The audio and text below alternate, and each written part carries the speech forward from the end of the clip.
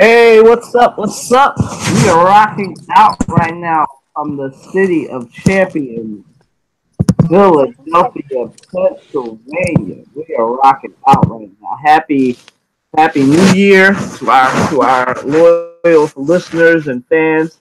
Thank you so much for tuning in. Right now, I'm rocking out with Andre and Amina. I will let them reintroduce themselves in a minute.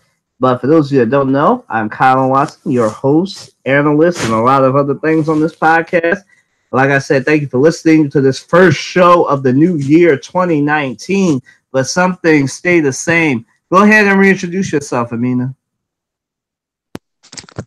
Hi everyone, this is Amina. Coming to you live from Philadelphia as well. We're in a bit in the middle of a little sleet storm we got going on right now. Um, it's winter, but we're enjoying it.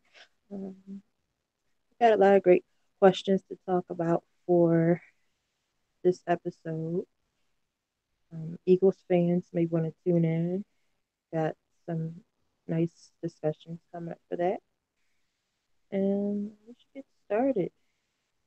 Been a lot going on in the world lately, so let's start talk about it. Hey, right down the line, we got my man Andre. Go ahead, Dre. What up? What up? It's Andre, aka Dre Terry. It's good to be back on the podcast. Talking back in the sports world. 2019. Happy New Year, everybody. Hope your year's starting off great. Hope you accomplishing your goals and that you putting your best foot forward in 2019, making those changes you need to make. But let's get to the sports. Let's talk about it. All right, y'all. Before we get to the sports, Mina wants to update us on the story that she has been following for a while that just broke. So go ahead, Amina. Tell us about this breaking news. Yes, we're gonna save the major discussion for it for next week due to time consideration, but a little gist of what's going on. If anyone has been following her story for the last 16 years, Centoya Brown is today, Monday, January 7th, 2019, has been granted clemency by the Tennessee state governor and their parole board to be released on August 7th of this year. Um, a little bit about her story. She had a rough life growing up, starting from actual birth, toddlerhood, her mother giving her up for adoption at 2, her not knowing her biological father, substance abuse all their life, sexual abuse, sex trafficking, just a whole list of challenges that she's overcome. And she is the victim of sex trafficking and child sex abuse. And she actually took the life of the man that sold her into sex trafficking, and she went to prison for it due to an unjust, unfair jury panel that was on her case.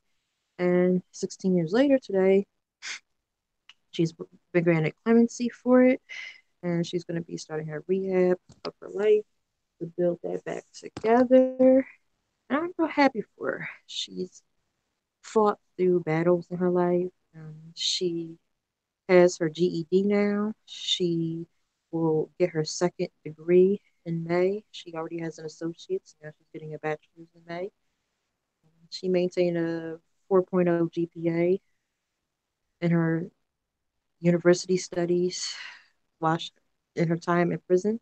So she's very highly intelligent, and I believe that when she comes out, she's going to be um, a force to be reckoned with, and that she's going to stand tall for incarcerated women of color, especially Black women. And she's going to start something to make some real positive changes out here. So check out Centoya Brown's story. There's actually a little movie about her that came out some years ago. So check that out. Her story is very interesting.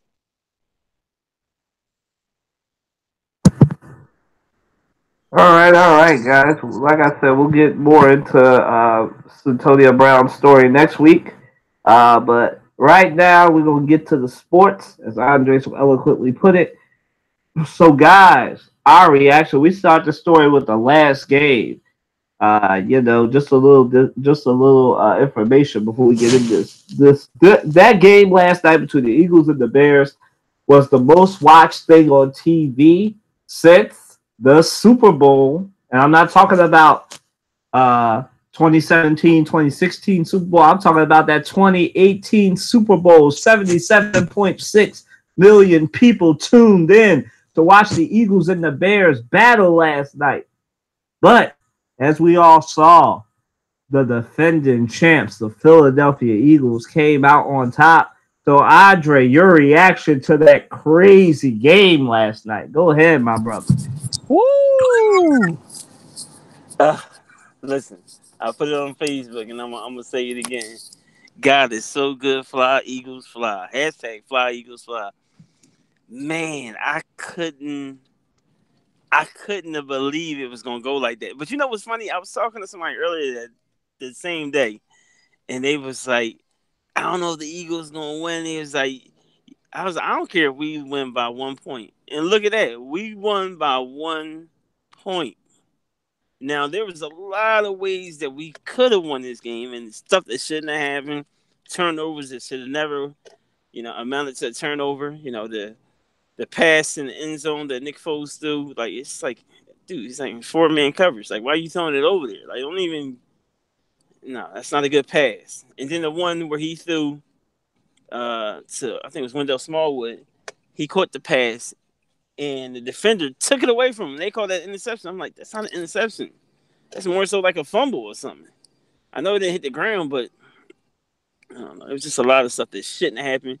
But shout out to the defense. They did their thing. Shout out to the offensive line. They did their thing. They shut Khalil Mack down. He was not that star defensive end that we normally see.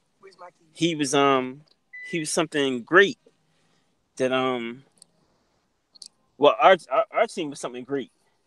They showed up like they did last season. It was It's one for the history books, man. That's a game I'll never forget. Shout out to Cody Parker. Cody Parker, you the man forever. You can rest in Philly. You can come chill in my crib anytime you want to. Sit your feet up. Because I don't think you really welcome that much in Chicago right about now. So just be safe, Cody. But shout out to the Philadelphia Eagles, man. Shout out to just the whole team putting it together. Dougie P and Nick Foles getting on the page. It was so good to see them do like they did last time in the Super Bowl, where Nick Foles goes to the sideline. He says, "All right, coach, what you want to do?" And then they get to play together. I was like, "This looking just like the Super Bowl." I just want to relive this thing over and over again. Let's go back to the Super Bowl. Let's go back down Broad Street. Uh, it's just unbelievable, man. I'll be posting about this thing until the game come again, and I'm gonna have all my Eagles gear on, and we're gonna win against the Saints too, because we not gonna stop rolling until we get another ring, man. We just want to shut everybody up. We love being underdogs, and we just play hard. That's what we do, man. When you come from Philly, you work hard. You a blue collar worker. That's what you are. You a hard worker, and we ain't gonna accept nothing less. Amina, your reaction?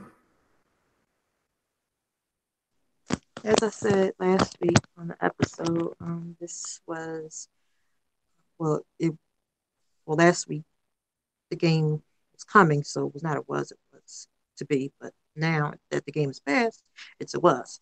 So this game was a rematch of Fog Bowl. And if anybody knows that crazy game where the dense fog, you can barely see the players on the field, Chicago Bears won back then, Eagles won now. Um, so it's always nice to see rematches of crazy games in sports and see how they turn out. So this was a treat. Um, Eagles, they pulled it off. I mean, for a while, especially in that fourth quarter, up until the end came, it looked like the Bears had it. The Eagles, they was down um, by 5 and got in a nice touchdown, and they got the game. I'm happy for him.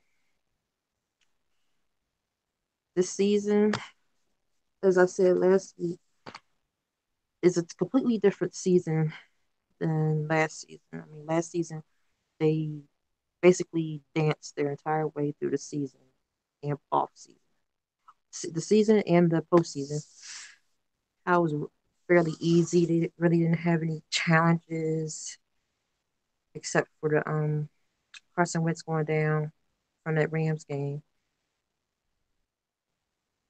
And they had a near perfect record last season. But this season, due to the fact that a lot of the stars got injured and basically the whole secondary decimated to nothing, basically, they just made it to the playoffs in the last regular season game of the season.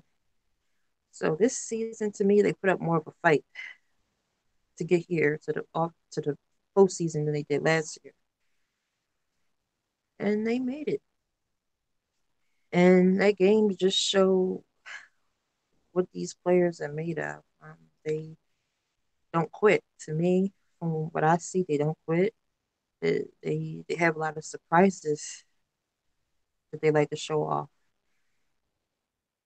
and I was not surprised. I mean,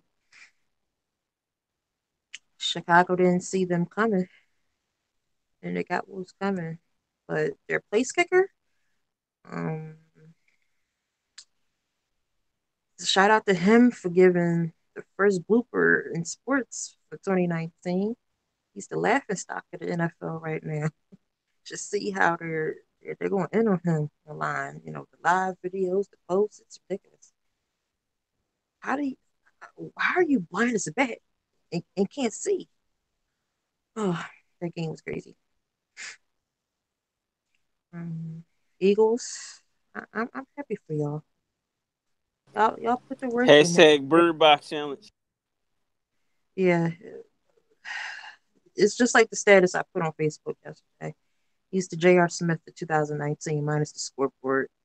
It don't get no more realer than that. How do you miss? Like, were you not looking? I he cost them the whole game. Well, Eagles got them crazy Saints next week, and Eagles are in the way of Drew Brees getting to the Super Bowl. So we'll see how the game goes.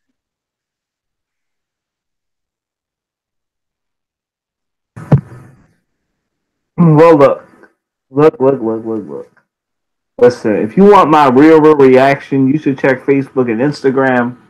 A warning, because I know Amina and Dre have seen it.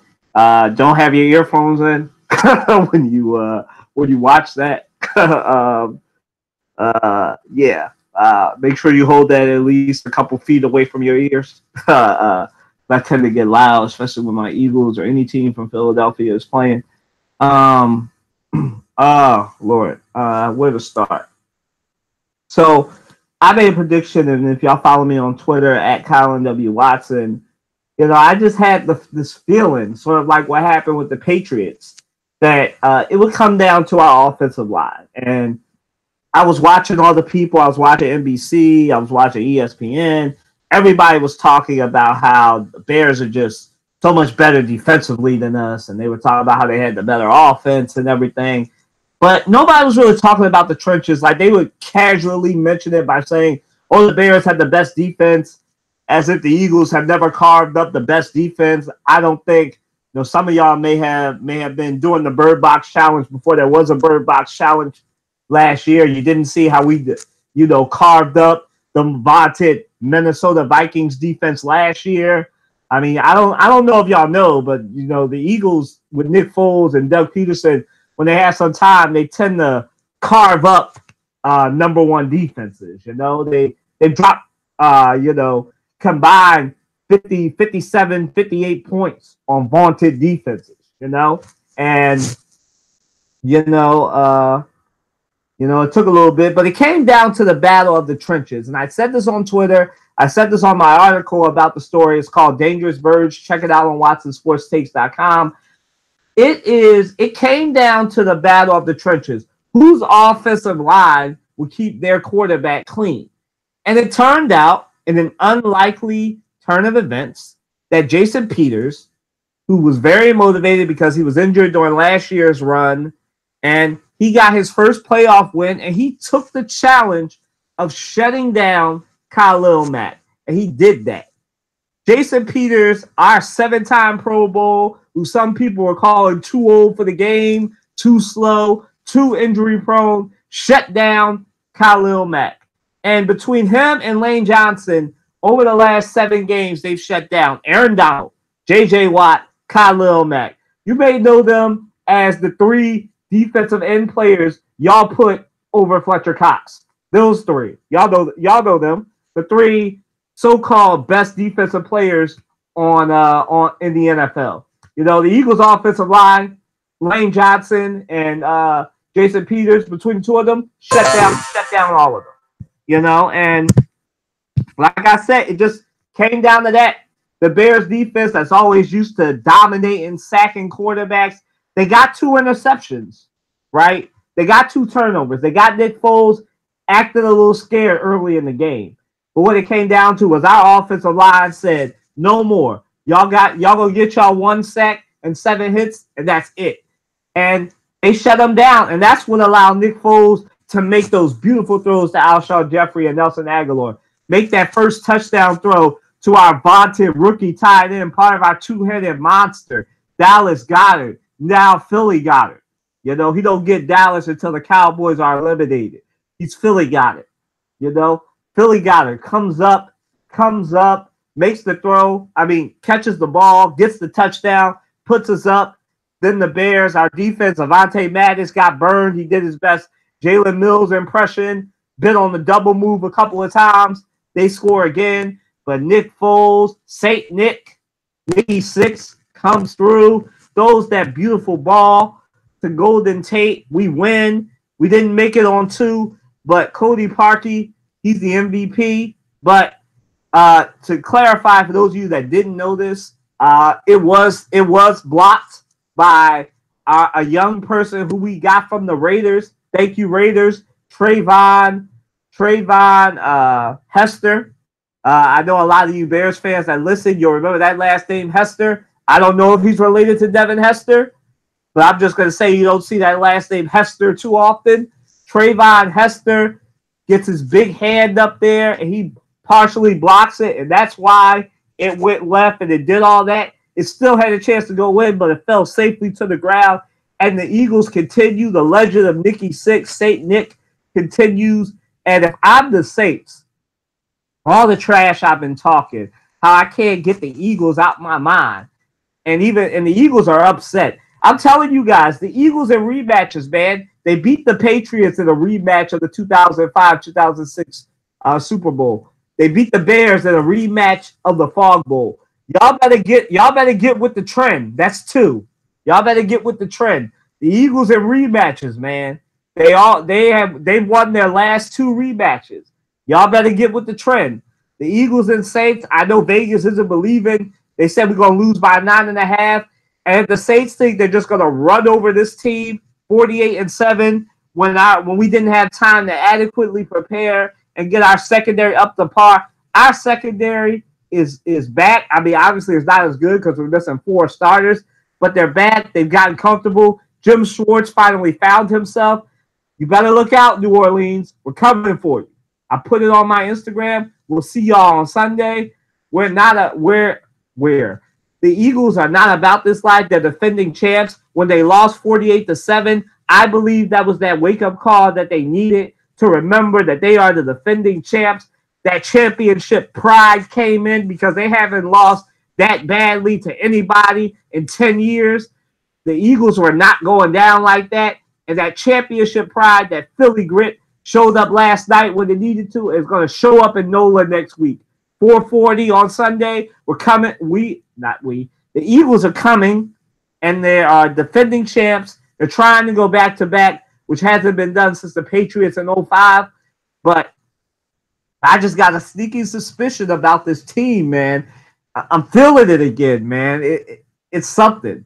You know, I thought that if the Eagles won, they might have a chance against the Saints. But I'm changing my mind. I'm going from might have to will have, and I don't know the score yet, but I think they will beat the Saints. That's what I think. I think they will beat the Saints. I think it's going to come down to defensive pressure again. If our D line makes Drew Brees uncomfortable, now obviously Drew Brees is a statue in comparison to Mitch Trubisky, so Nigel Bradham won't be spying. But if they can get some pressure on Drew Brees, shut down the dink and dunks to Alvin Kamara, and find a way to make it tough on Michael Thomas, they might be able to win that game next week.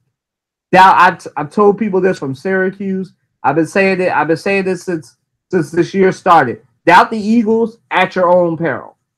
Doubt the Eagles at your own peril. So, guys, staying on that, how far do you think the Eagles can go? Go ahead, Andre.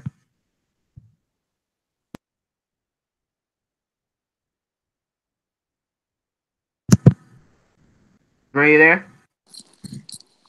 Listen, my fault. We can go as far as we push ourselves, but you asking one of the most diehard, truest, loving of his team, Eagles fans, man. We going to the Super Bowl, baby. Atlanta, get ready. I know it's a lot of Philly people down there already, but it's about to be West Philly, North Philly, Uptown, Downtown, whatever. If you want Northern Liberties, we all coming through. We're going to book our flights. We're going to take up the hotels. They're going to be like, yo, Philly just took over the city. We take over everything we go, man. There's a bunch of Philly fans at the Chicago game. Now, we didn't take over that stadium. A little disappointed about that, but we still had a presence there. You know, we listen, we travel everywhere. It's nothing like the Eagles fan. Listen, like Colin said, we are rematching everybody. You know, we're getting right in our sights, and we're saying your ass is mine now. You didn't lined up with me. I don't care who's hurt or who ain't here. We playing as a team, and a team that's playing as a team in playoff season.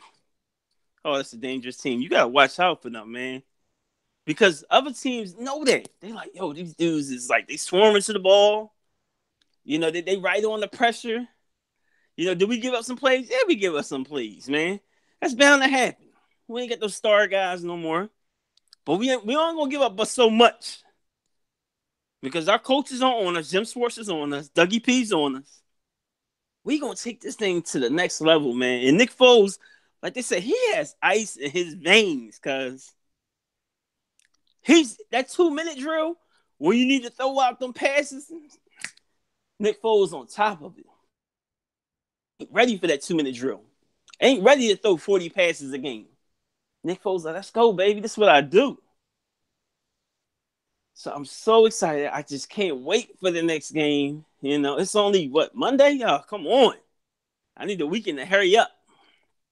But we definitely going to take it as far as the Super Bowl. We going back to Atlanta. We defending champs. And listen, the road to the Super Bowl is through Philadelphia. You better know that. You better know that.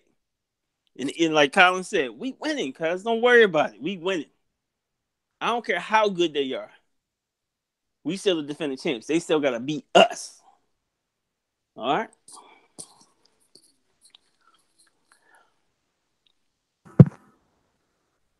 Mina?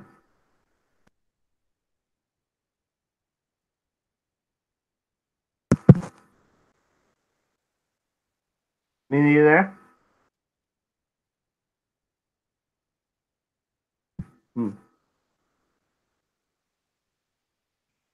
Okay. No, well, I don't know what happened to Amina, but what I think, how far do I think they can go? I'm going to be a little more conservative. Just say, take it at one game at a time, and just say that this team has the potential to go to the Super Bowl. And hopefully, we get past the Saints, and we will end up, or they will, not we. they will end up in the NFC Championship game either in Dallas or LA. And this is just a little bit different because this is, like I said, road. This is road teams, road stuff. But it's last year we were home dogs. This year they're away dogs. So we'll see. But like Amina said earlier, this one's had a little bit more adversity than last year. But I still think the Eagles will come out and at least get to the NFC Championship game. Let's try Amina again. Amina, you there? All right. Well, all right, Dre. Do the Cowboys have a chance against the Rams? Dre? Hell to the no. No to the hell. I swear they a good team. Listen, I'll give you this. I can't stand the Cowboys. I'm gonna just I'm gonna just preface it with that. You know what I mean? I'm gonna just put that out there. But I gotta give credit where credit due. Ezekiel Elliott is a beast. Without him, that team ain't even in the playoffs. Because Dak Prescott is not that guy. I don't care what they say and how bad Seattle played last game because they just let him run all over them.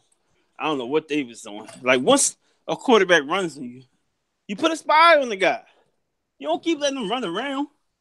So I just don't understand what happened with that game. But, yeah, they're not making it past the Rams. The Rams is at home because they're not going to lose that game at home. It'd be one thing if Dallas was home. And I'm like, all right, they got a better shot. But I don't think Dallas is that great of a team. I think they just got hot at the right time of the season, but I think they only get one win and they done. They out of here. And I just can't wait for them to lose, man. Because I need these Cowboy fans, or Cowgirl fans, we like to call them, to go back into their little rat holes and eat their cheese. I'm so sick of them. Talking about the championships they won back when Fred Flintstone was out. I don't want to hear about that, okay? I need something recent on the books. Don't tell me about something that I got to blow the dust off to see your championship book. No. The Cowboys is not that good, and Dak Prescott is not that good. But we're going to see the true colors coming past the Rams. Now, they get past the Rams, shout out to them. But they still got to deal with us because we getting past the Saints.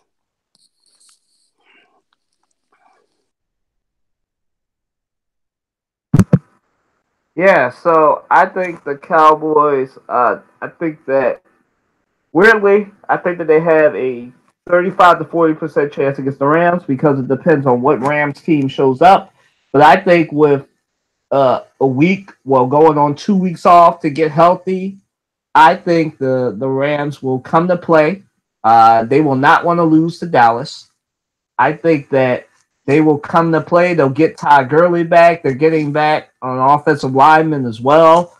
And once they get that back and get everything straightened up, I think the Rams will beat them. I think Aaron Donald and Dominican Sue and the rest of the boys on their defensive line will feast on Dak Prescott. I think that, like I said, you give Sean McVay 2 weeks to prepare. And unlike last year where, they were the 3 seed and they didn't get a chance to get healthy. This year they got a chance to get healthy. They're the 2 seed. They should be able, with 2 weeks to prepare. You give Sean McVay 2 weeks to prepare. I'm just gonna say, if the Eagles didn't have Doug Peterson, I would want Sean McVay to be the coach of the Philadelphia Eagles because Sean McVay is a freaking genius. So I think if you give that man 2 weeks to prepare, he'll have something for the Cowboys. I think Todd Gurley will feast on the Cowboys D. I think that Jared Goff will have a big career-defining playoff performance. But I do think the Cowboys, depending on, like I said, which Rams team shows up, putting my bias aside, which Rams team show up, they might have a chance. But I give them like a 35 to 40% chance because I just think Sean McVay has 2 weeks to prepare. The Rams have gotten healthy. I just don't think Dallas has a chance against a healthy Rams squad in LA. Go ahead, Amina, if you're there.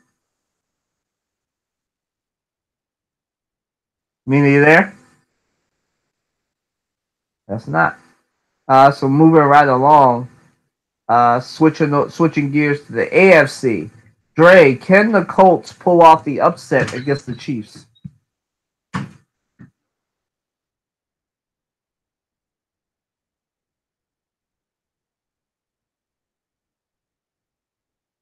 This one goes out to my friend Ahmad Frazier. Hell no, y'all ain't getting past no Chiefs. Andy Reid is hungry for a championship. He gonna have his team ready. Andy Reid is not the type of team ready. He always has his teams ready. Oh, he always have his teams ready. And Patrick Holmes is playing on another level right now. And I don't see nobody pull him down from that level. I think they are going to be the team that come out of the AFC. I think they're going to beat the Patriots. If the Patriots get past who they're playing, who the heck are they playing? But I just can't wait. I think it's going to be some great games this playoffs. Of course, I can't wait for the Eagles game. That's the number one on my list. But right behind that, I want to see what happened with the Chiefs, because if the Eagles don't win the Super Bowl, I definitely want Andy Reid to win the Super Bowl. He's brought us so many great years. He brought us so many NFC championships. He took us to the Super Bowl once. Unfortunately, we didn't make it out of that Super Bowl with a win. But we know Spygate was in effect, but we're gonna leave that alone. But yeah, I think the Chiefs. I think they rocking and rolling. I think they definitely going to the Super Bowl. I think nothing's gonna stop them right now. They're unmovable force.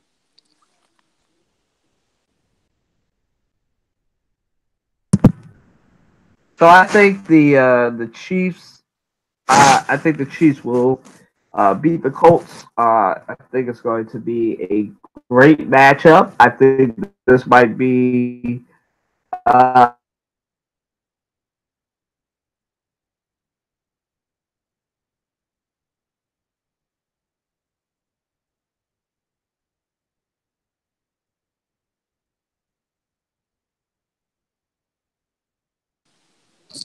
Colin, you there? You know, just coming back, and you have all that, and that should be a great matchup. But I give the edge to the Chiefs because I think nobody will. I think nobody on the Colts defense will be able to slow down or stop Tyreek Hill, and everybody knows the Chiefs offense. Some people think it's Travis Kelce, but no, they go as far as the legs of Tyreek Hill will take them. Tyreek Hill is Patrick Mahomes is the most reliable target. So, if you want to beat the Chiefs, you got to find a way to slow down or shut down Tyreek Hill. And nobody's been able to do that in the AFC yet. And so I think that the Chiefs should beat the Colts pretty handily. I think they'll probably win by 10 or 14 points, like I said, depending on what Chiefs team shows up. But again, the same thing with Sean McVay. If you give Andy Reid 2 weeks to get prepared for you, because literally they've had 2 weeks to get prepared. Now, obviously, they didn't do any. I don't believe they did anything last week, but they've had 2 weeks to basically get prepared for two teams, and now they have to get prepared for the Colts, which honestly, between the Colts and the Ravens, I think the Colts are the easier matchup for the Chiefs. If it was the Ravens, I think that they would have, or I'm sorry, not the Ravens, the Texans. They would have had a harder time with the Texans than the Chiefs. But the Colts earned their way in, and I think the Colts will be great for a long time. That combination of Frank Reich and Andrew Luck will be a force to be reckoned with. But I just don't think that they'll be able to pull it off against the Chiefs. I give them about a 30% chance to beat the Chiefs at home. And Arrowhead will be rocking. The Kansas City really gets up to watch the Chiefs play. So I think that it'll be hard. And I think the Colts will keep it close, but I think ultimately talent wins out and the Chiefs win. So yeah, moving right along, unless Amina's back, we're gonna move on to the Patriots Andre, are the Patriots going to be upset by the Chargers? Listen, I really, really, really, really, really, really, really, really, really, really hope so. I'm so sick of seeing Tom Brady and Bill Belichick win championship after championship, go to Super Bowl after Super Bowl. I think it's time for another team to reign. Coming from Philadelphia, named Eagles. Uh, it's just crazy how these dudes make it every year. But they find a way to win. Can't take that away from them. They find a way to win. They find a way to lose too, because the Dolphins could let you know about that last play of the game. But I think this is Philip Rivers' year. If this not his year, I don't think it's ever gonna be his year. To be honest with you, so they got to step up and play lights out. So I'm just looking forward to the game. I'm looking forward to all these games. I'm not gonna miss not one of them, whether they're on Saturday or Sunday. And I know their game is on excuse me, it's on Sunday. So I'm definitely gonna be watching that. But I think Tom Brady, if you can get to him, just like any other quarterback, if you can get to him, you can win the game. But you got to get to Tom Brady. You got to cut the head off the snake, because I don't even know who their backup is, but he's not taking them to the Super Bowl. And I know we've seen their backup play well before. That was regular season. Regular season and the playoff is two different animals.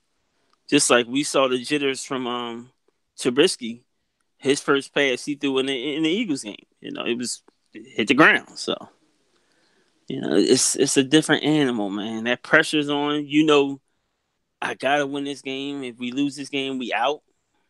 So I think this is the end of the era.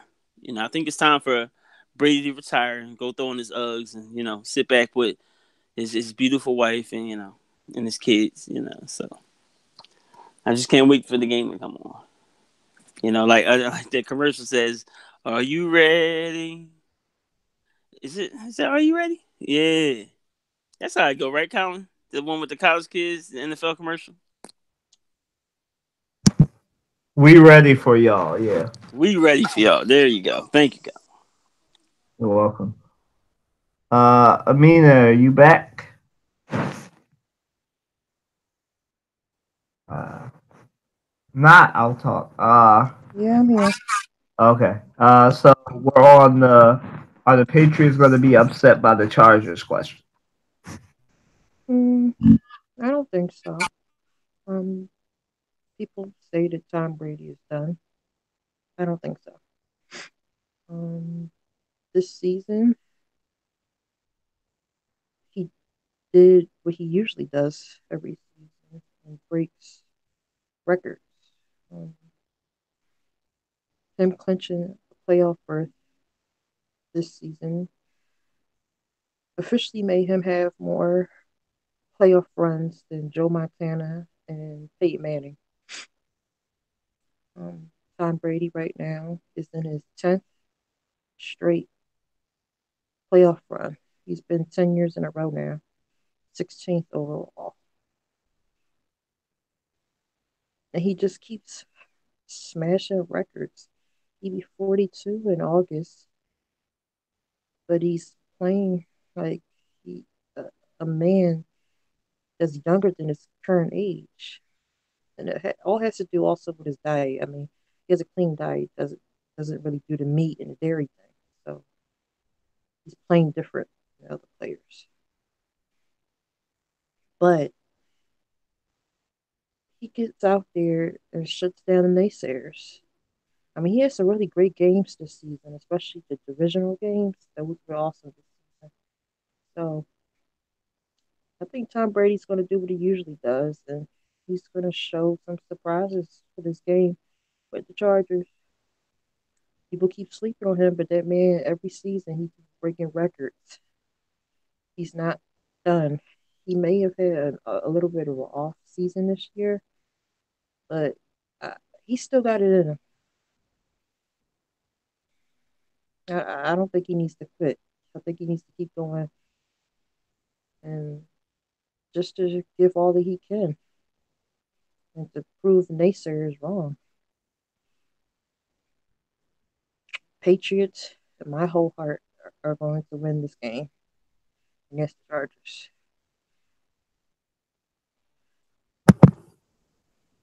Okay. Well, I think this game. This is another one in the AFC. This one is going to be tough. This might be the toughest matchup the Patriots have had in a long time as far as second round matchups. Uh, the Chargers. The one thing you could say about the Chargers before this year was that they were pretty one dimensional. They're built very offensively, built around Philip Rivers. But this is the first time that we can really talk and say that the Chargers are balanced. This is the first Chargers team that I can literally say is balanced. Like they're balanced on the defensive side with Melvin Ingram and Joey Bosa. Not Joey. Is that Joey Bosa on that side? I think that is Joey Bosa on that side. And Joey Bosa. They have defense up in the past couple of years via the draft, man, and they are coming, man. They have Derwin James on that side. Let me tell you something. The Chargers have one of the best defenses in the league on the They are coming. And this might be the toughest defense that the Patriots will play. This might be the toughest defense they played since the Raiders. And with all due respect to the Eagles, but on the AFC side, I think that Tom Brady will, if he has time, he'll be able to carve the Chargers up like Swiss cheese. But I don't think he'll have time. I think this will be one of those games where Tom Brady will be on the run a lot. He'll have to throw the ball quickly. And like I said, just like with Sean McVay and Andy Reid, Bill Belichick has had two weeks basically to prepare for two teams, and now he knows what team he's going to face. So I think that he'll have a plan for the Chargers, a plan to neutralize that defense. But I think that if the Chargers get to Tom Brady, if they're able to make it tough on him, hit him a little bit, get some sacks on him, that they might and get some turnovers, that they might be able to pull it off. I think the Chargers on the AFC side have the best chance to upset a top seed, and I don't think anybody outside of people that play dumb will be surprised if the Patriots go down because I mean I've said this before on this show. This might be the weakest Patriots team ever that's ever been constructed. But like Andre said, like Amina said, you can never count them out. They always have a way. They always find a way. But I don't know. I think the Patriots narrowly pull this out, but I wouldn't be surprised if the Chargers pull it out. But if you have to put me to tie me down and make me predict something today, I think that it's a 50-50 chance, but I think the Patriots narrowly beat the Chargers. That's what I think will happen. So, guys, what does it say about the NFL that none of the top defenses, none of the top five defenses are in the playoffs? Go ahead, Amina. C ranking really doesn't matter at the end of the day. It matters whether or not, you know, you got into the playoffs or not. um, to me, this season wasn't about seed ranking. It was more about the actual games and how teams formulated play calls and their defense. The season was full of a lot of defense offense moves. And that's what made the playoffs. Like every team that made it thus far and hasn't been eliminated yet fought their way through this season. And some of them aren't even the top seeds in their division. This season it's going to blow everyone's mind with whatever two teams make it to the big show in February next month.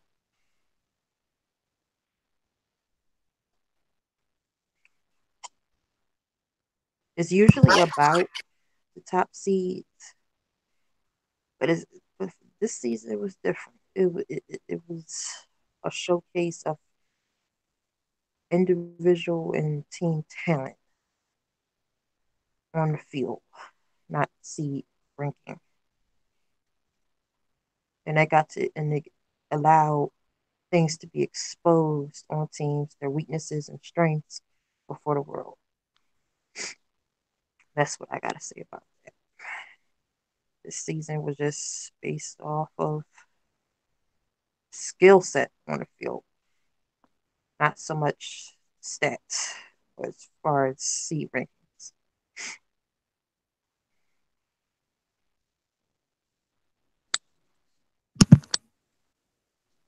All right, go ahead, Andre. Well, it ultimately says what it always says in football. It says that it's a team game. You can't play one side of the ball and think you're going to get there. So if you got a top defense, you got to at least have a middle of the road offense.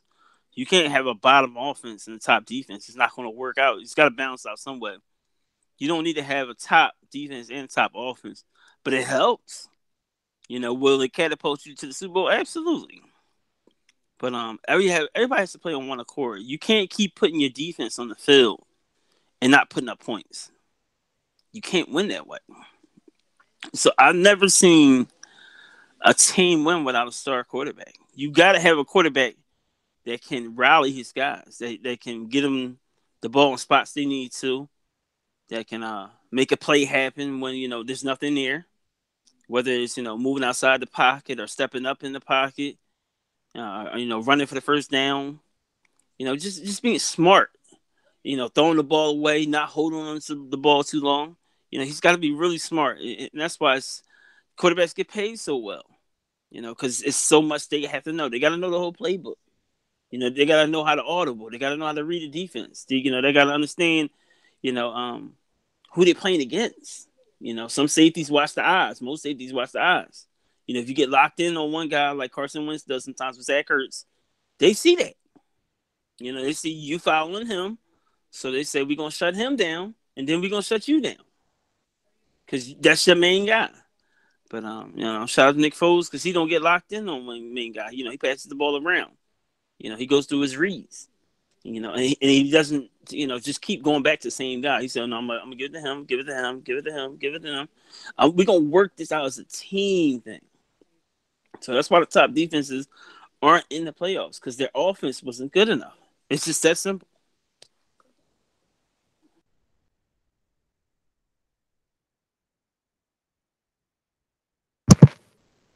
I think it's also because a lot of these top defenses, as Andre so eloquently put it, they don't have offense or they just have poor performances. Like the Texans, they just laid an egg.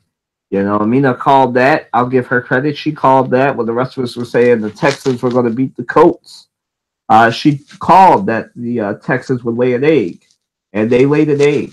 The Texans laid an egg. The Ravens, Lamar Jackson just wasn't ready for prime time.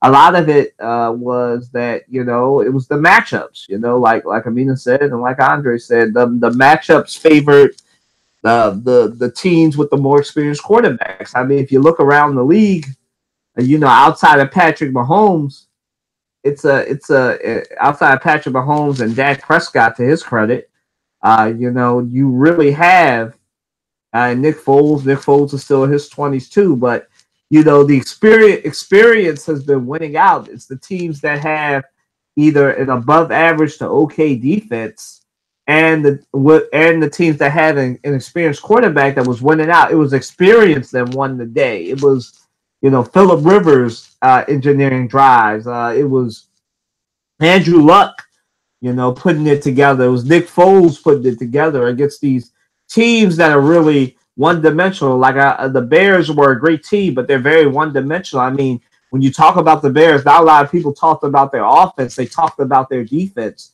When you talked about the Ravens, nobody really talked about. I mean, Lamar Jackson was doing good, but I mean, most people would have analyzed and said that, the Ravens were winning in spite of Lamar Jackson, or for the Texans, Deshaun Watson, sort of like Carson Wentz, he was coming back from an injury. He was able to put it on, but that defense really let him down. The defense just opened up like the Red Sea, and the Colts were able to take advantage.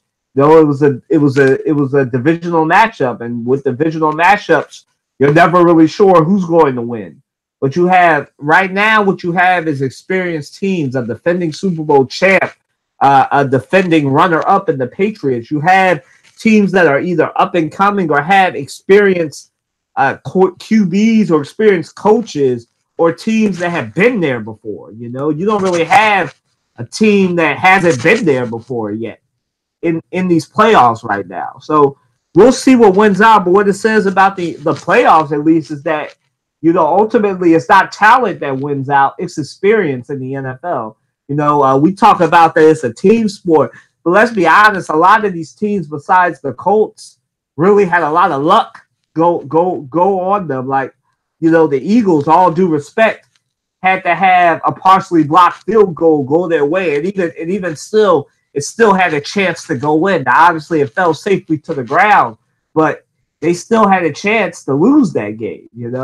And who's to say if Trayvon Hester didn't get his hand on the ball, what would have happened with that field goal? Like I said, if the defense didn't let Deshaun Jackson down, who's to say who would have won against the Colts? There's a lot of if Lamar Jackson had a little bit more confidence and threw that ball out quicker, we might be talking about something different. It's a lot of ifs and stuff, but like I said, a lot of this comes down to experience and luck. There's no other way to put it. It's experience and luck, and that's the NFL now. Experience and luck wins you playoff games. That's what it is. So moving right along to the topic that has been up for discussion in Philly since the story broke, since the ESPN story broke on Friday. Now, for those of you that don't know, you've been living under a rock. Adrian Wojnarowski and Ramona Shelburne of ESPN came out with the story about how Jimmy Butler is not happy. He's the second player that's not happy. Another J. Jimmy Butler. First it was Joel Embiid talking about he doesn't feel like he's getting the ball in the perfect spots. And a lot of people were saying, oh, that's just Jimmy Butler being a cancer again. But to the question, guys, is Jimmy Butler going to be a problem for the Sixers? Go ahead, Andre.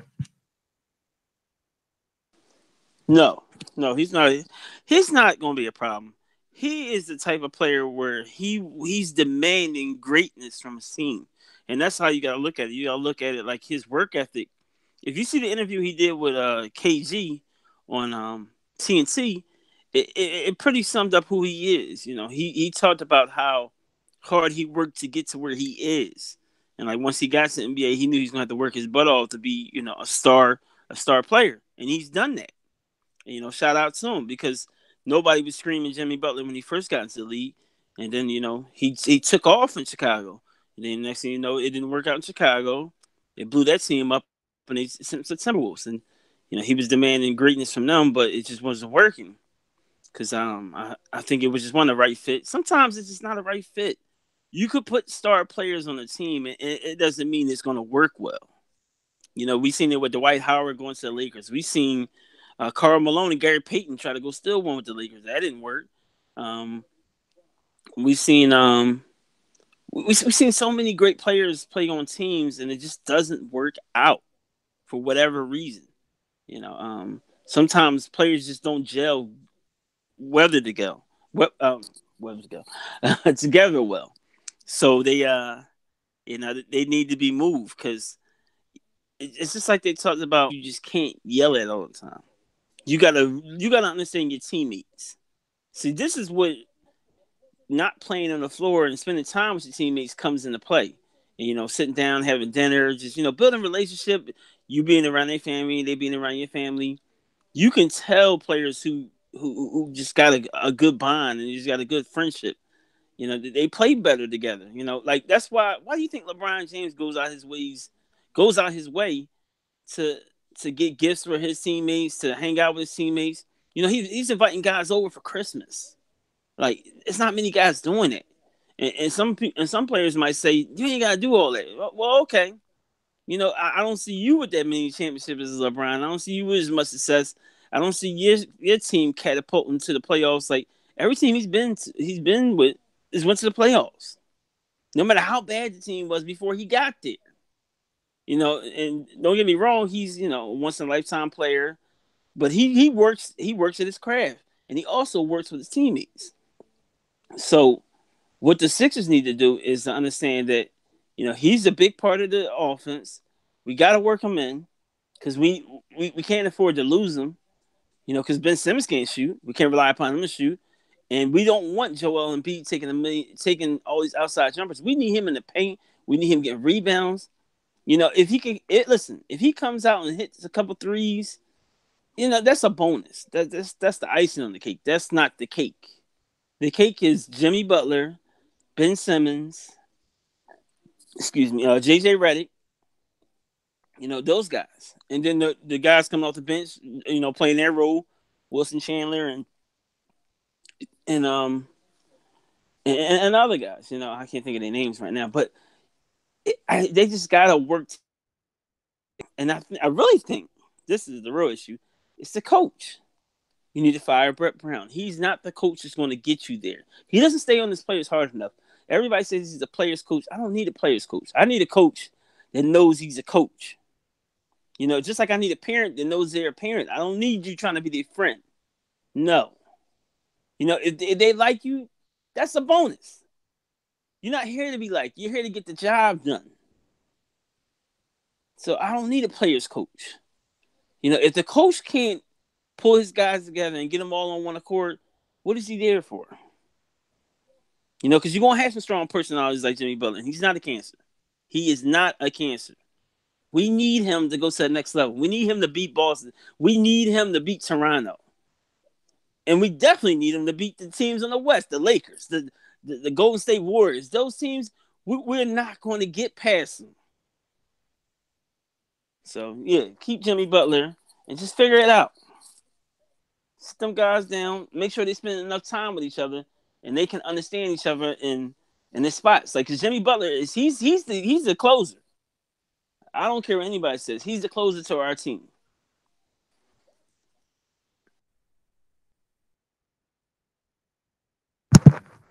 Amina? Yes, we talked about this, Kylie and I, off air this week past over the last several days. And we also talked about it last week in last week's episode. Concerning Jimmy Butler and the Sixers, Brett Brown, and all that. And I'll reiterate myself and say it again for those that missed it. If Brett Brown, the head coach of this team, cannot find the means to have Jimmy Butler and Joel Embiid coexist with one another as far as chemistry, that's going to be one of the reasons why an inevitable firing of Brett Brown is going to happen, amongst other things. This team is good. This team is great. I mean, I think they're still, what, fourth seeds in the East, which means they're top playoff contenders. And they're definitely going to playoffs. How far? I don't know. But they're definitely going.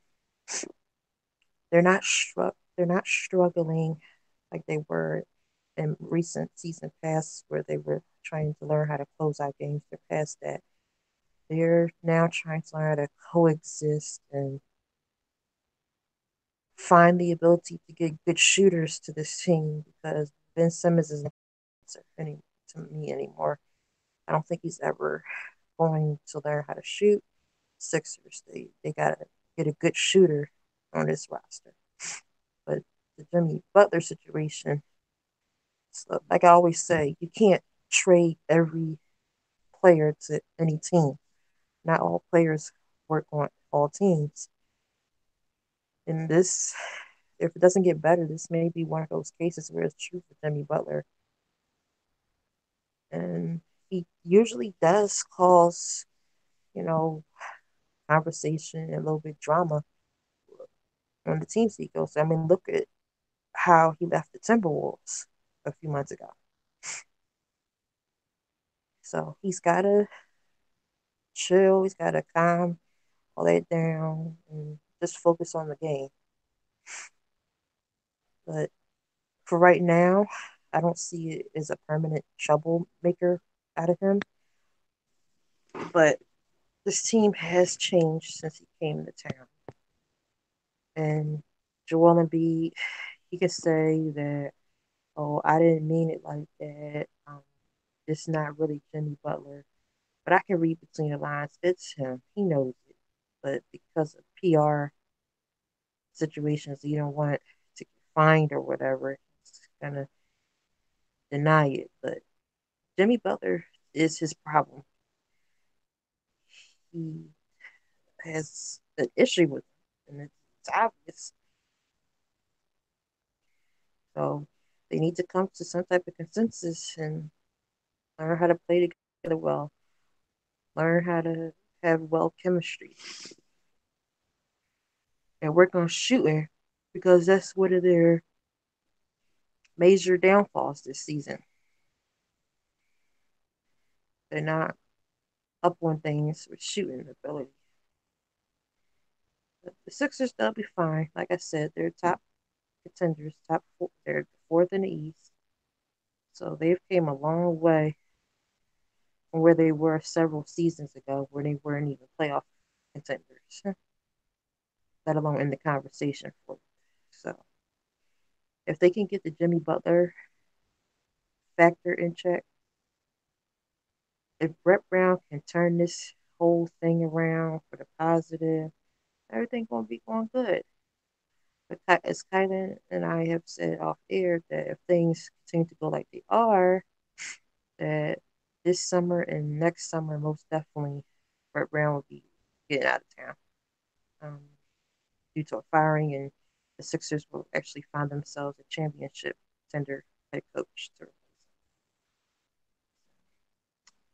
him. Those are my statements on Jimmy Butler. I wish him well, and as well as the Sixers.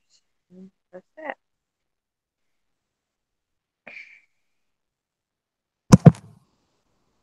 There's only one ball. That's what we talk about every time one of these super teams forms. There's only one ball, and as I said, it's getting to a point where, as I said last week, I'm to the point where it's too many superstars complaining. First it was Joel Embiid, now it's Jimmy Butler. And in the article, they talked about how Brett Brown had been working overtime to make Joel Embiid and Ben Simmons work because there's been tension there. Because sometimes Ben Simmons, especially, I know we've seen it when the Sixers play, you see a lot of times where it seems like Joel Embiid is wide open or on a fast break, and Ben Simmons either tosses it back out for a three-pointer instead of going for the alley-oop or giving it to Embiid. And it seems like Brett Brown was working on that, their chemistry. Now, they're still brothers fight, but, it seems like one of the problems, and Andre and I were talking about this before the show starts, is the fact that Ben Simmons is not a point guard. I said this last week. I'll say it again this week. Ben Simmons is a small forward. He's like his mentor LeBron James.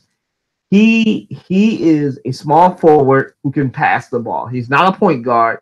He's a small forward who can pass the ball. That's what he is. He's a 3 masquerading as a 5, as a 1. He's not a 1.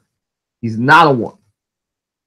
And, to his credit, he's been shooting the ball more. It seems like Brett Brown or somebody at the Sixers organization, maybe Jimmy Butler or Joel Embiid, have been telling him to shoot more. He's been shooting more. Now I need him to shoot more and make it from Tim Duncan range. We're not asking him to be a prolific three-point shooter. We just want a jump shot from mid-range. That's all. And if he can do that, that will assuage a lot of the Sixers' issues. But it's still going to be this. Ben Simmons is not your closer. Your closers are one of 3 people, depending on how the game is going. It's either JJ Redick, Jimmy Butler, or Joel Embiid. The three J's, the killer J's. It's either JJ, Jimmy, or Joel. That's it. Those are our three closers, depending on how the game goes. You know, 1A, 1B being Joel Embiid and Jimmy Butler, and you can switch that depending on how the game is going.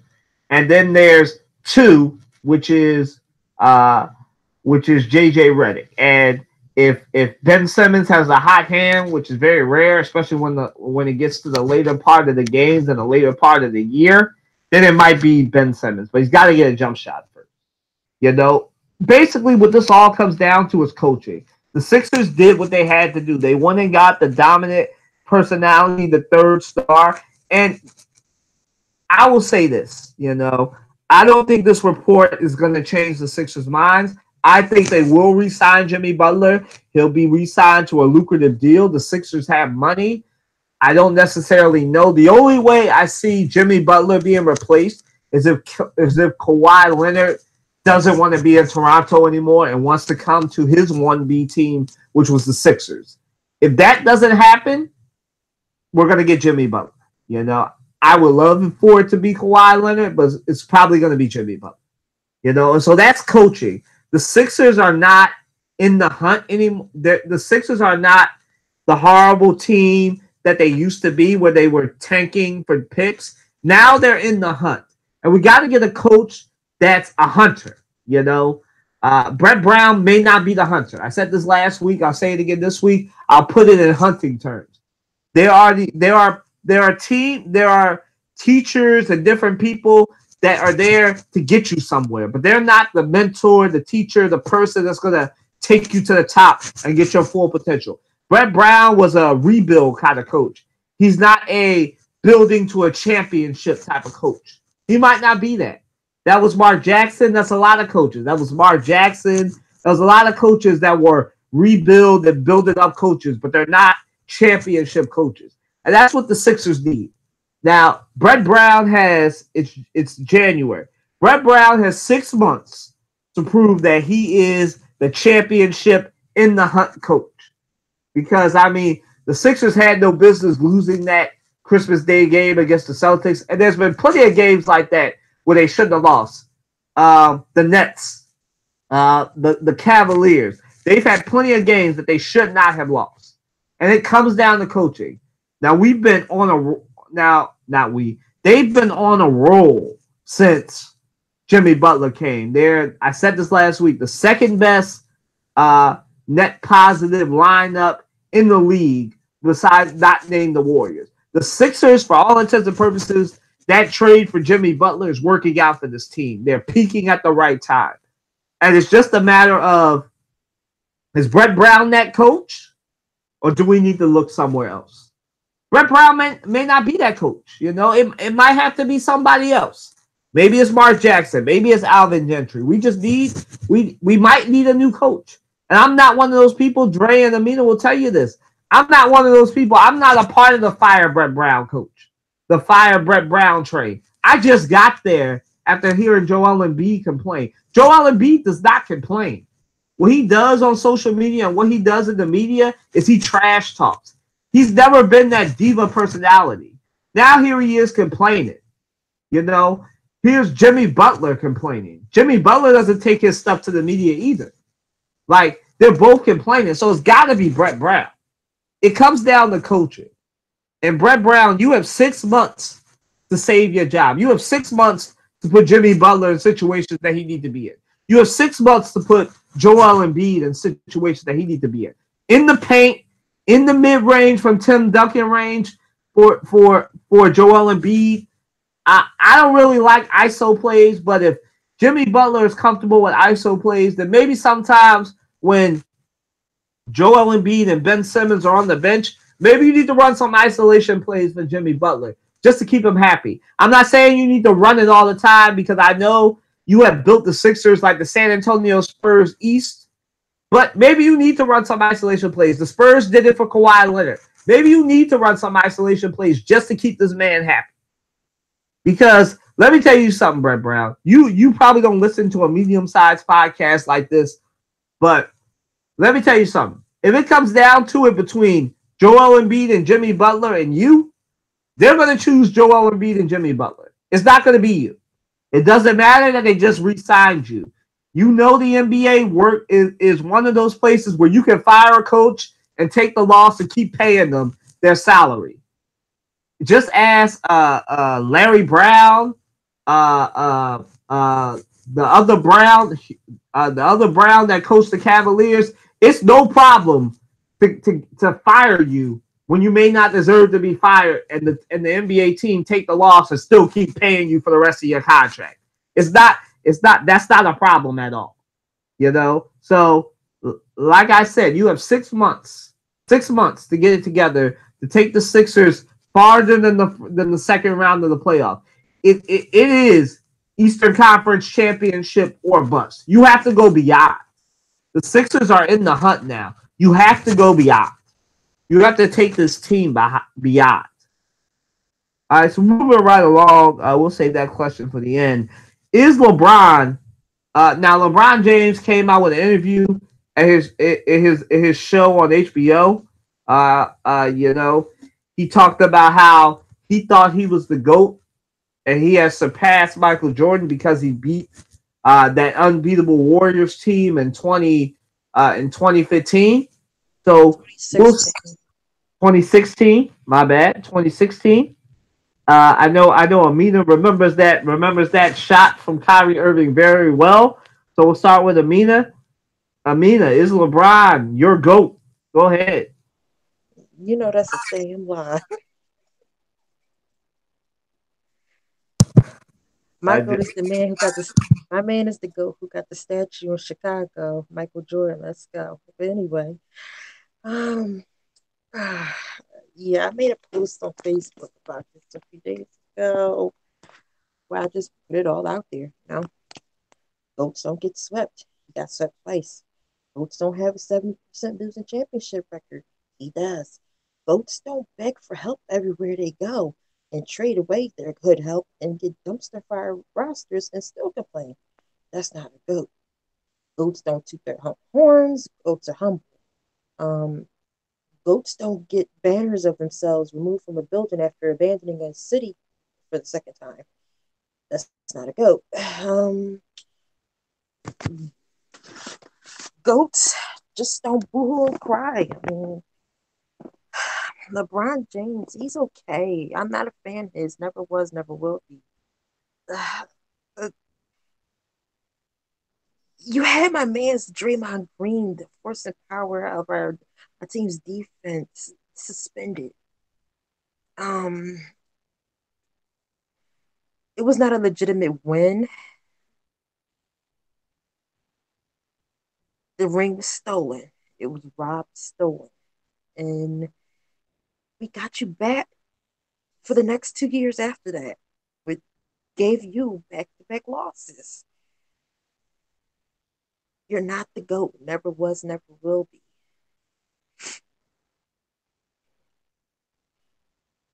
It took you 11 years to get Cleveland a ring, and it was robbed, stolen. Even when you was on the Miami Heat, you were not even the best player. I get him titles to D Wade and Ray Allen. Dude is just, he's overrated because of his height and size. I can guarantee you that if he was Isaiah Thomas height, little dude that's on the Nuggets, I still believe he's on the Nuggets. If he was his size and height, nobody would be talking about him.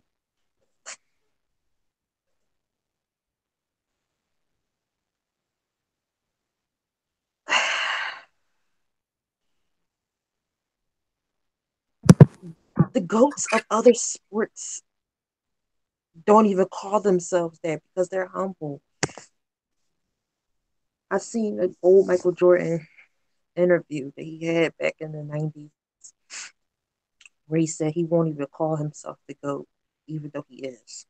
Out of humbleness because he hadn't played the men that came before him in the NBA. He hadn't played Wilt Chamberlain. He hadn't played Bill Russell, all them greats that came before him. So how can you call yourself as an athlete the GOAT when you haven't even played all the greats yet, or never will? LeBron James, you would have been ran out of the NBA if you had played in the 80s and had to play against the bad boy Pistons, the Magic Johnson Lakers, the Larry Bird Celtics. You would have been ran out. Even the 90s Bulls. Come on, dude. Really? You play zero defense. Zero. Just pass the ball and shoot a little bit. That's it. You play zero. You play in a league that's been decimated in the defense category. You would not have been able to keep up with the league back then. It was a faster, harder, more defense filled game back in the day. You're not the GOAT then, now, and never will. I don't know why you said this out your mouth. Mind you, you're the dude that promised Miami Heat fans 8 titles and you ain't do that. GOAT? I don't think so. Pipe down, enjoy the little last 3 to 4 years of your career, and just right off into the sunset. GOAT? Nope. All right, Andre. I hate to say because I love. I'm a I'm a huge fan. Everybody knows a huge fan of LeBron James. But I do have to agree with me on one thing. He definitely cries. He has hot from team to team. I wish he would have just stayed with one team, but I get it, and we're in a different era. And so you And got to he's not kind of, loyal, by the way. He's not loyal either. But continue. huh? You said he's not loyal. Yeah. Steph Curry is still with the same team that drafted him. Can't say the same about LeBron James, but continue. Yeah, you're right about that. But I will say that we see players hopping from team to team. So if we gonna hate LeBron James, we gotta hate which one from him too. Boogie for jumping on the bandwagon with the Golden State Warriors and trying to get on the winning side instead of building a dynasty where he at and really going at the Warriors. That's why I feel like we just got to embrace the era we in and just like, players are not going to be loyal to the team. They're not. They just, and in a business way, it's really smart for them not to be loyal to the team because they got to do what's in best interest for them. They got to let teams know I'm valuable and you got to build around me. Now, if you're not willing to do that, then I got to move on. It's just like if you were working for a company and they would just kept doing you dirty and you're like, you know what? Enough is enough. I'm not going to keep allowing y'all to treat me any kind of way. Y'all don't have no benefits. Y'all keep making me work in these crazy hours. I got to work every holiday. Like, who's going to keep putting up with that? You're going to be like, no, enough is enough. I'm going somewhere where I'm appreciated. I got my days off I need. I got the sick time I need. I got the benefits. So that's essentially what LeBron James is doing. Is he the GOAT? I wouldn't go that far and say that. He's one of the top greatest of all times. I will say that he's in that top 5. I would definitely say that because every team he goes to, he has a big impact. He influences everybody on that team. They just play better. They play to the top. He draws so much attention. So you get your shots easy. You can flow now. He's definitely going to be looking out for you to get you in the spots. Of course, the greatest of all time will always be to me, Michael Jordan. Michael Jordan, man, was just that guy, man. Like, his sneakers still sell and do stupid numbers. It's the same sneakers, but we rob and kill and pillage for these sneakers. It's just crazy. Like, to this day, I wish I had every pair of Jordans. The only reason I don't is because sometimes they cost ridiculous numbers. And I refuse to go broke over some sneakers. No, I'm not doing that. We got to prioritize this stuff. But he still got the dopest sneakers, man. listen, Mike was the man, man. He was fearless, man. And LeBron had to learn how to be fearless. But I don't think you can hold that against LeBron because people are who they are. Personalities are so. AI is always gonna be the guy. I'm gonna be a rebel. You can't be mad at him for that. That's just who he is. So we gotta adjust to the person and not try to put them in the box and label them. You gotta be this way to be the greatest of all time. No, the greatest of all time don't have to wear suits all the time. He don't always have to speak in correct English. He just gotta do what's best for his team. He gotta make the situation better for where he's at. So no, he's not the greatest of all time, not in my opinion. But I'm still a diehard fan. I love him. And I think he's the greatest of all time right now. Like there's nobody better in the league than LeBron James, hands down.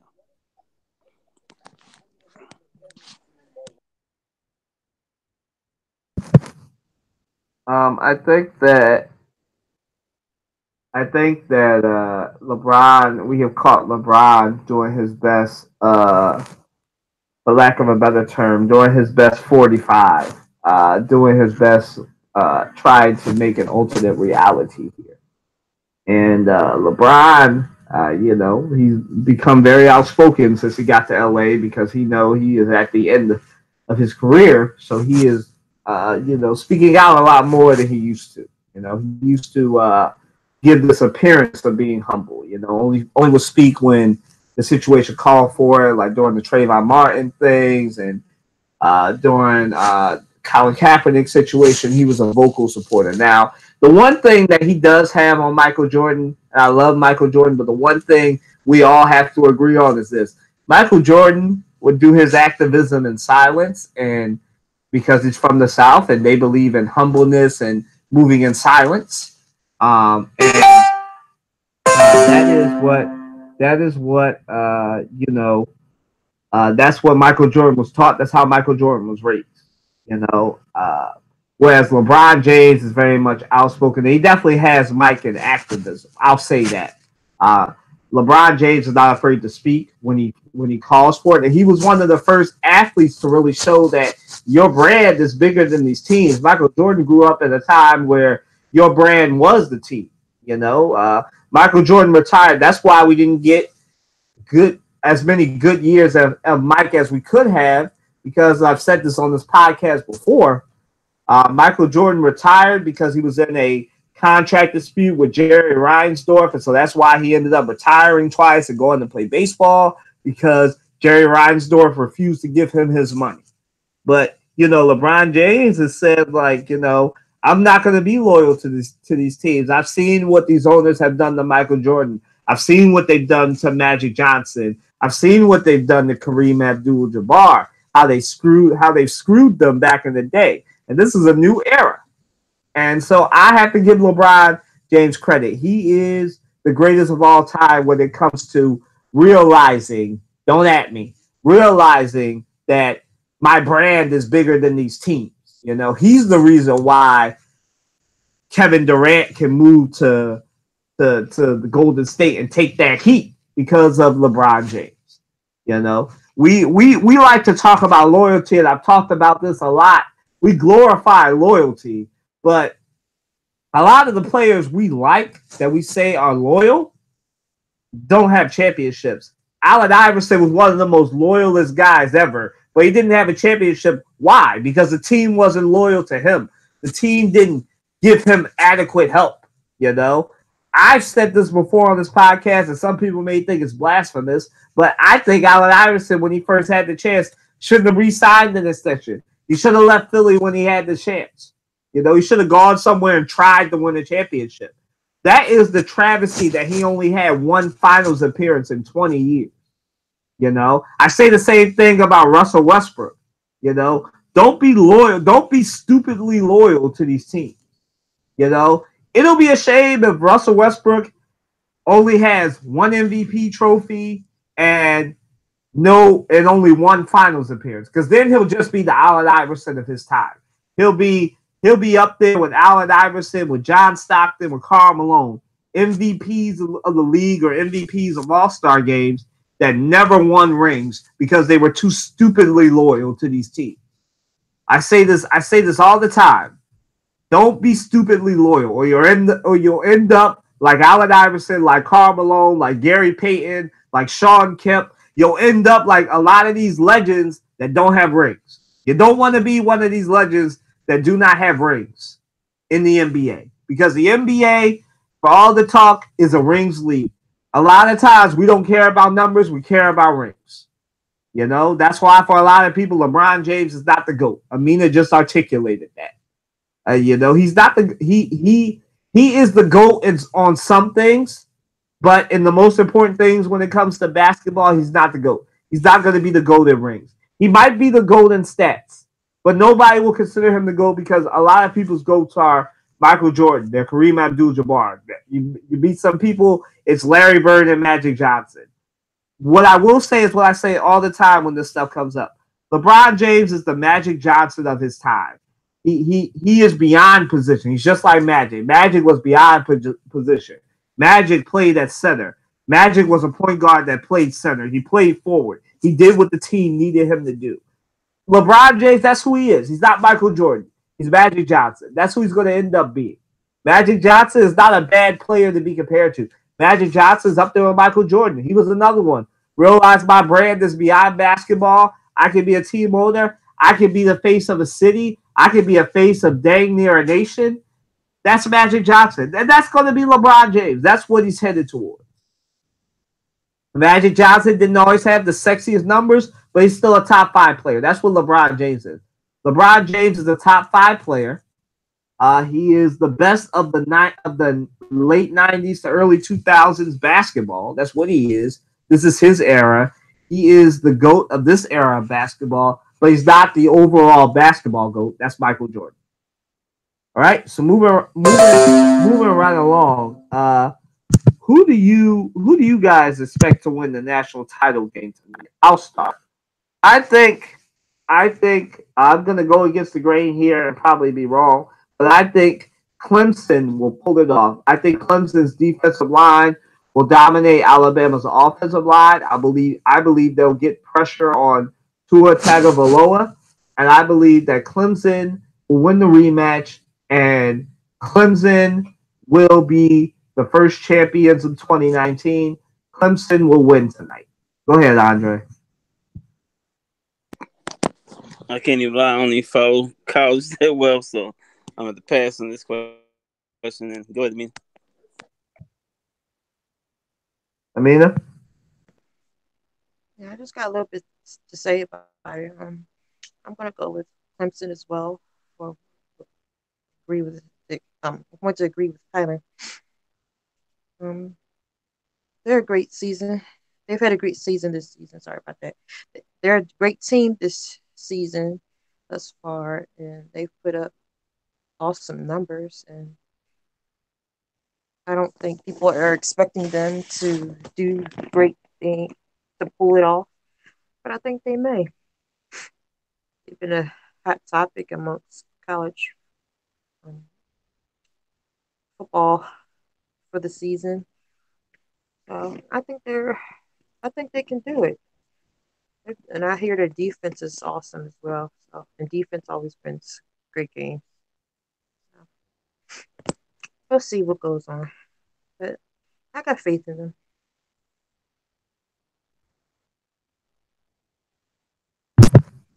All right, and you guys know we couldn't do a podcast without having one last sports question that's kind of controversial. All right, guys. So we have a WNBA player that is an assistant for the Washington Wizards. Her name is Christy Tolliver, and she is only making $10,000. That's her salary. That is what the Wizards are paying her. So, does her salary lend credence to the fact that women are undervalued in the NBA? Go ahead, Amina. Um, this question ties into with the previous questions we've had about the WNBA concerning women's salaries. And I'm going to go back to an episode we had last year in 2018 where I really went into it. Um, but I'm not going to go into it. I'm just going to give it in a nutshell. Here we go. The WNBA does not bring in the same money that the NBA does. Yes, the NBA owns the WNBA, but they're not the same under the same umbrella, but they're not the same.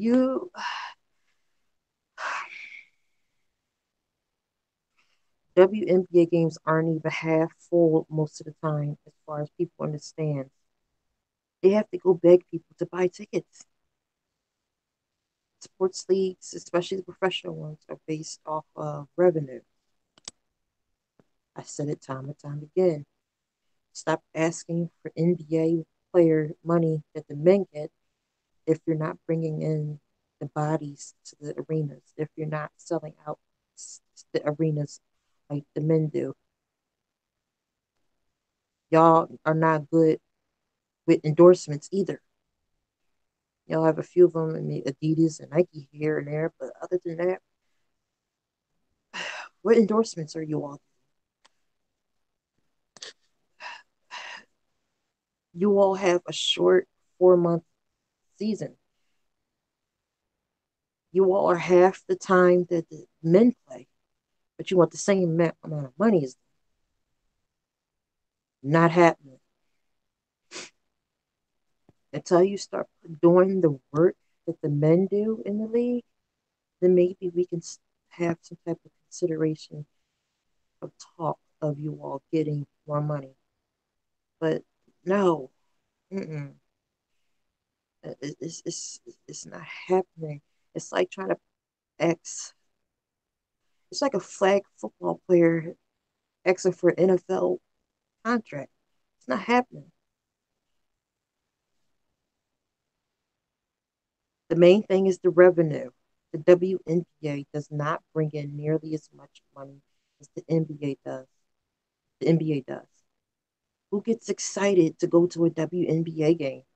I've never heard of somebody selling or tickets for that online or saying, "Well, I'm on my way to this WNBA game to see these girls play basketball." I've never seen that ever or heard of it in my life. Y'all just not on point like the men are. Sure, y'all play a more fundamental game as far as where it's in its raw form because it's at a slower pace, so you can actually see the fundamentals. But that's all y'all got on the men. I'm sorry, but you all are in a sport that's dominated by men for a reason.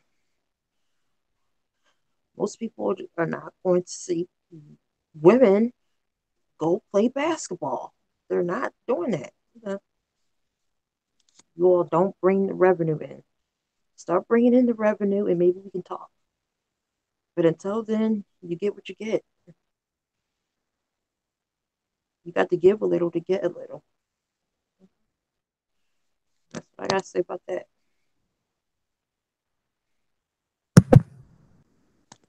All right. I'm gonna say this. I'm gonna rehash this from the same previous episode, but I'm gonna say it like this: there's no reason that, especially outside of the NBA or within the NBA job, that somebody should be making $10,000. Nobody who is a professional basketball player, women, man, whatever, should be making $10,000. And it turns out it's because the Wizards are owned by the same person that owns the Wizards. He can only pay her from the WNBA pot, which is $50,000, and she's only getting 10,000 of that because I think we did this on the previous episode. For those that don't know, the average WNBA salary is somewhere between $40,000 to $70,000 a year.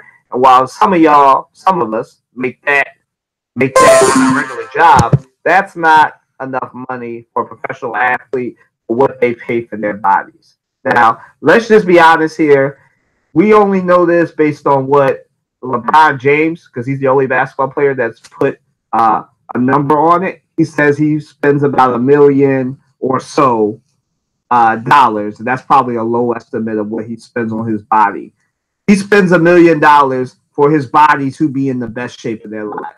Now that's just a male athlete. So just imagine what these women have to go through. And Amina made the point that the WNBA season is only 4 months, but that does not do it justice because they do play 12 months of basketball. It's just that they don't play it here.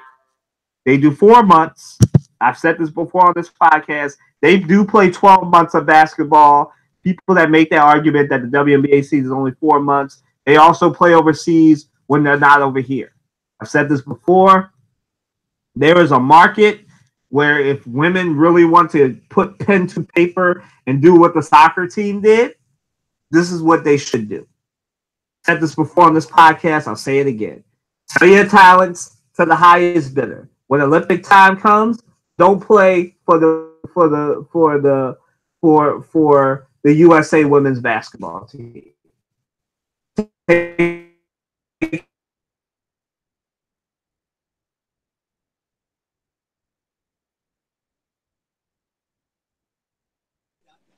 Colin, you there?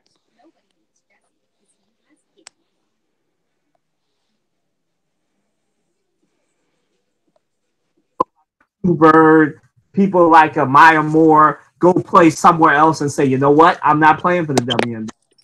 Through the WNBA. That's when they'll get their money, and that's what it's gonna take.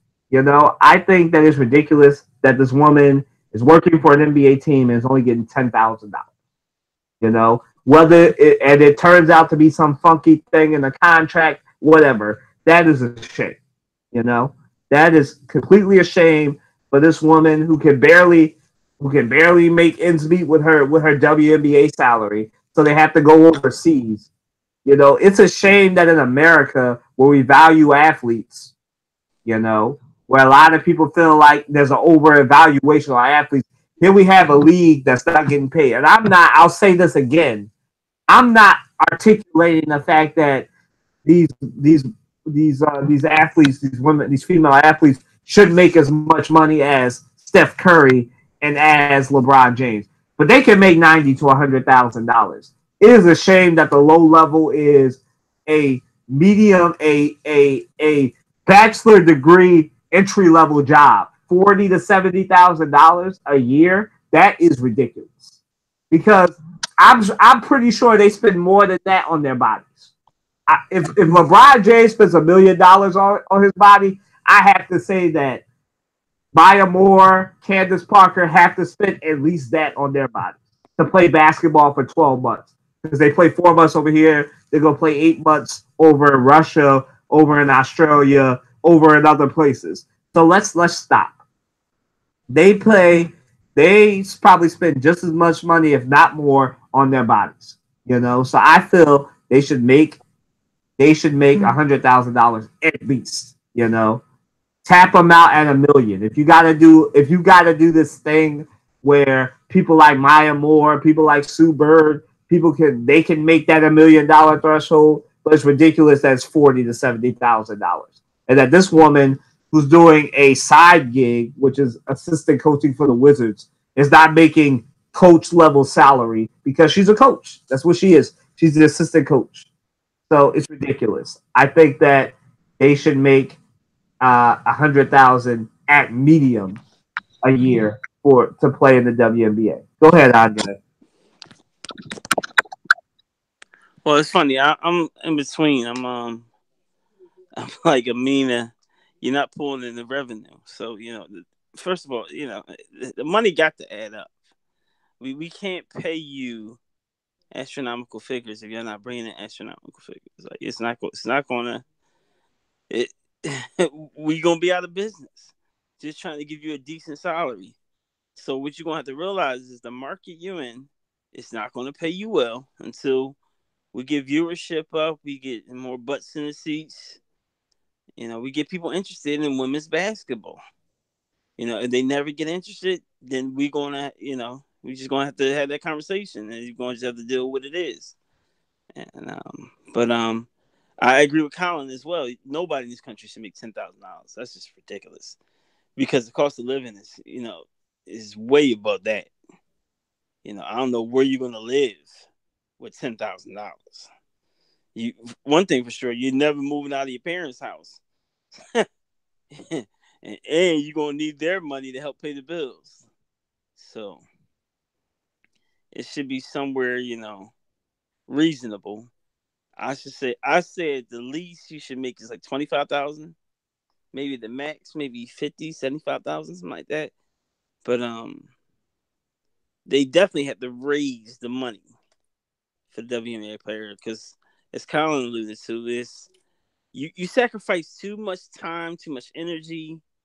Um, you could possibly get an injury that could mess you up for the rest of your life, and now you have medical bills that you have to deal with. And is the WNBA gonna take care of the medical bills for the rest of life? We all know the answer is no.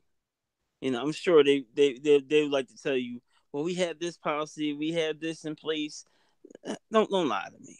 You're not gonna take care of me for the rest of my life. That bill's gonna be on me. You'll probably take care of it for 1 year after I finish playing, and then after that, I'll have to figure it out. I'll have to get government assistance, and I have to apply for this grant, that loan, and it's just a bunch of racket.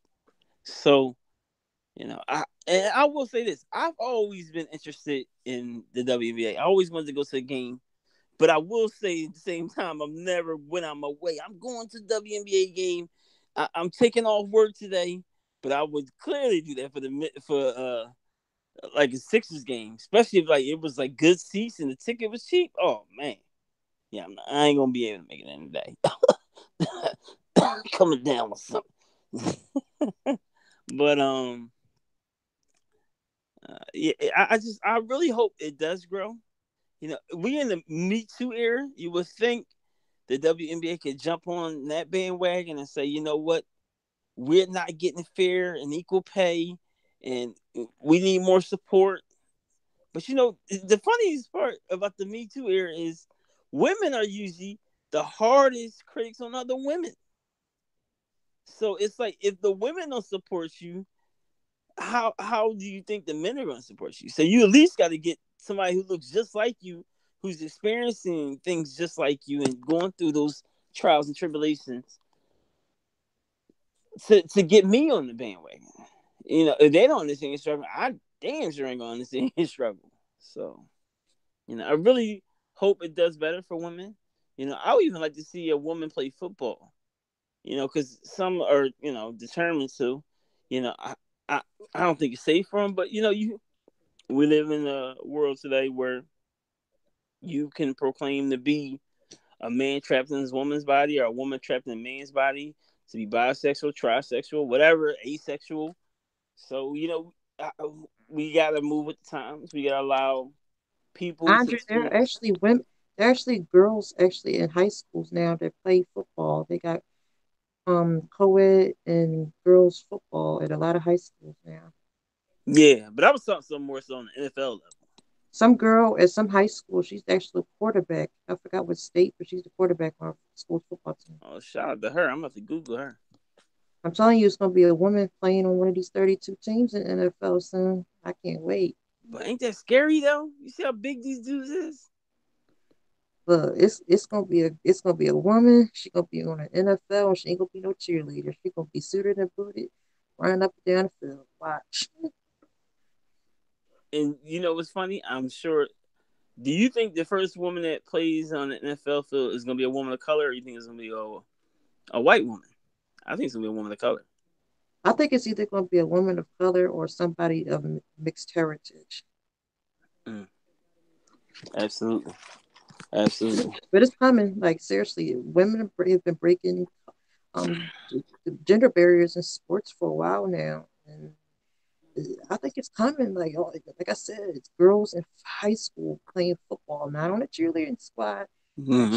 suited and booted. So it's gonna happen. A woman is gonna be on the football. And No, that thing's gonna happen even Roger before Goodell that. needs to get ready for it. I hope I he think out that, by then. I'm so sick of Roger Goodell. He need to go sit down somewhere. All his money, all the millions he done made off of the NFL. They need to get I, ready in the NFL because a woman is coming. Coming. The, I, the next commissioner need to be black, but that ain't gonna ever happen. I think think you're going to see even before that. I think you'll see a woman play in the NBA before the NFL. I can see that happening before the NFL because it's not as physical. It's a physical sport. Don't get me wrong, but it's not like football. Like you can lose your life in football, hands down. It can happen in basketball, but not the same And way. you got women out here that's built, like built. Yeah, I think You got men claiming to be women that's built. I